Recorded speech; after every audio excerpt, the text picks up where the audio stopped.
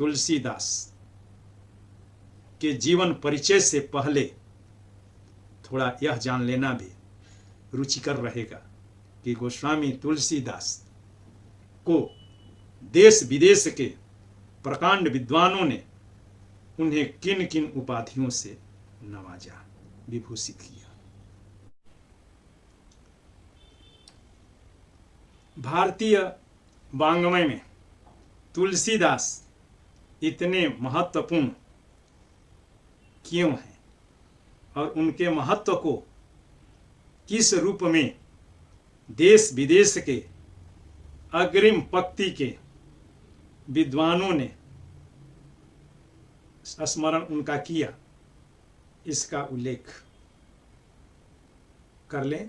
और चूंकि इससे सामान्यतः प्रश्न रहता ही है, ऑब्जेक्टिव हो या शॉर्ट टाइप का हो, बृहद प्रश्न भी दीर्घ उत्तरीय भी प्रश्न आता है।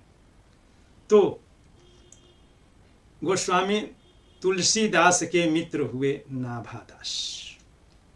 हिंदी साहित्य के इतिहास लेखन की परंपरा में हम लोग देख चुके हैं कि नाभादास के हिंदी साहित्य के इतिहास भक्तमाल के रचनाकारों के नाम से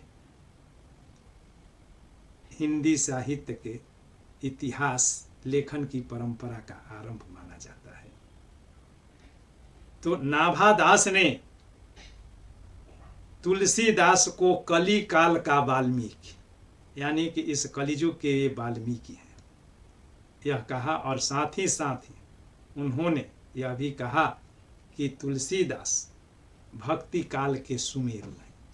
सुमेरु विशाल पर्वत जिसके छत्र छाया में भारतीय जन रूपी औषधियां और वनस्पतियां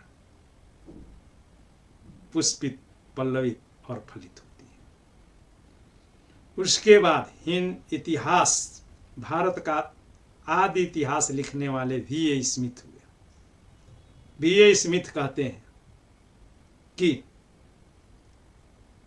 अकबर से भी अपने युग का महान पुरुष है कौन? तुलसीदास। यानी कि तुलसी, हम लोग इतिहास में अकबर को महान सम्राट बादशाह के रूप में आदर देते हैं।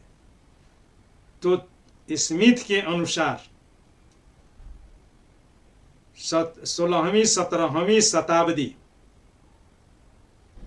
शताब्दी के आरंभ में ही अकबर का अंत हो जाता है। तो उस काल में अकबर से भी महान पुरुष हैं तुलसीदास। उसके बाद सर जॉर्ज ग्रियर्सन आते हैं, और ग्रियर्सन वे हैं जिन्होंने भारत की भाषाओं का सर्वेक्षण किया, ये लिंग्विस्टिक सर्वे ऑफ इंडिया में, और हिंदी साहित्य का प्रथम वैज्ञानिक इतिहास लिखा, जिसमें हिंदी साहित्य के इतिहास को काल क्रम देने का प्रयास किया, उसे काल की सीमाओं में बांध करके अध्ययन में सौकर्य लाने का प्रयास किया।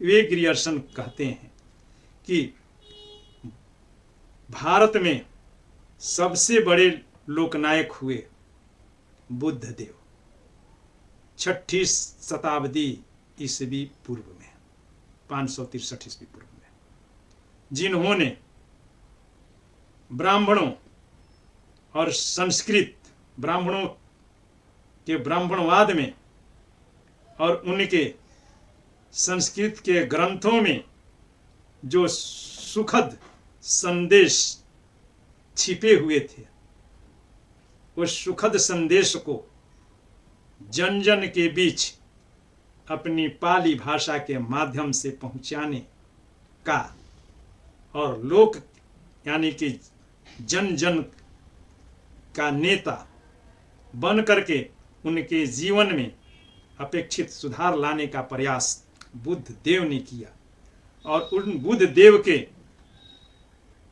लगभग 2000 वर्ष बाद वही कार्य गोस्वामी तुलसीदास जी ने किया।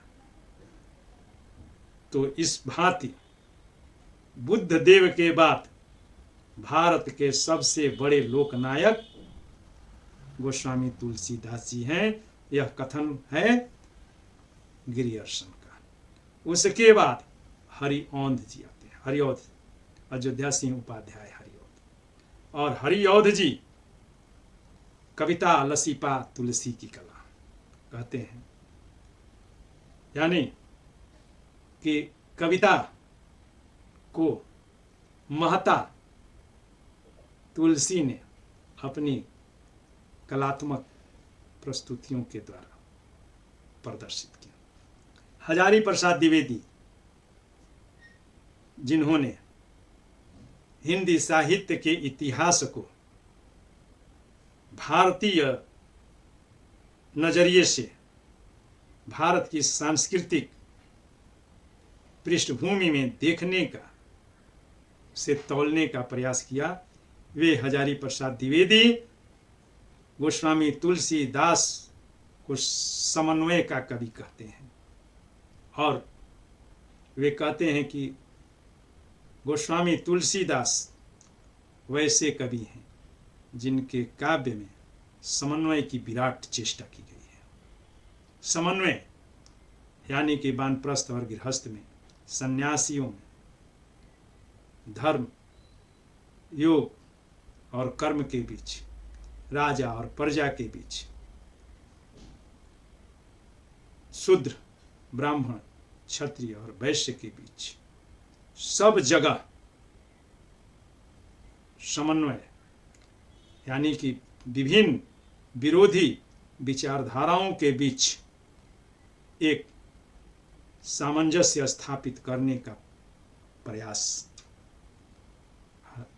हजारी प्रसाद द्विवेदी जी के शब्दों में गोस्वामी तुलसीदास जी ने किया। और विश्वनाथ प्रसाद मिश्र जी तो इनसे और आगे बढ़ करके गोस्वामी तुलसीदास को विश्व कवि घोषित करते हैं।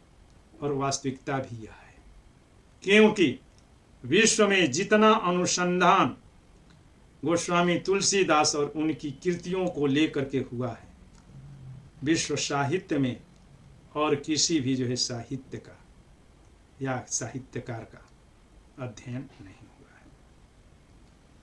रामविलास शर्मा जी, जो कि प्रगतिशील विचारधारा के, मार्क्सवाद से प्रभावित आलोचक हैं, ये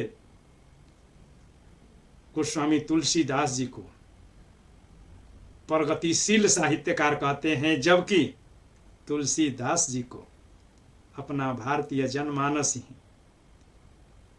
हिंदुओं का पथभ्रष्टक तक जो है घोषित लोग करते हैं और वर्ण व्यवस्था का पोषक कह करके और उनके कतिपय दोहों को जाति धर्म विरुद्ध घोषित करते हुए जम करके गालियां देते हैं।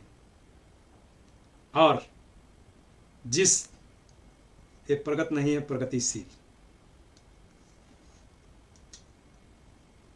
प्रगतिशील यानी कि ये मार्क्सवादी विचारधारा से प्रभावित रहे।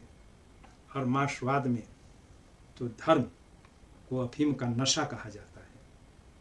वे उस विचारधारा से आने वाले, सहानुभूति रखने वाले रामविलास शर्मा जी तुलसीदास को प्रगतिशील साहित्यकार कहते हैं। और रामचरितमानस पर और गोस्वामी तुलसीदास पर गहन अध्ययन करने वाले उदयभानु सिंह इनके रामचरितमानस को हिंदी भाषी जनता का धर्म शास्त्र घोषित करते हैं।